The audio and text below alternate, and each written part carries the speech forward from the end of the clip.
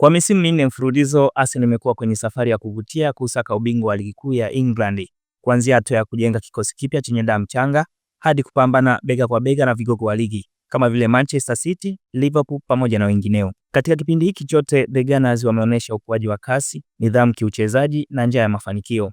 Kila msimu umeacha alama yake, mwanzo wa matumaini, ushindani mkali hadi mwisho wa mashindano. Pamoja na changamoto za majeruhi, ufinyu wa kikosi na ugumu wa ratiba na mambo mengine ambayo yamekuwa yakiwasumbua katika misimu kadhaa, awamu hii wameonekana kujipanga zaidi chini ya Mikel Arteta. Falsafa ya soka la kuvutia, kuamini vijana na uongozi thabiti umeifanya Arsenal kusalia kwenye ramani ya ubingwa hadi hivi leo. Mashabiki wameshuhudia timu ikikua kisaikolojia, kushinda mechi ngumu na kuhimili pressure hata pale wanapokutana na mechi ngumu ndani ya EPL pamoja na mashindano mengine.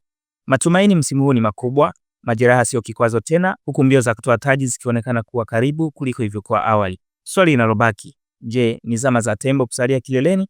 Tuandikie maoni yako. Mimi ni Yohana Mashauri na hii ni Open Online Media.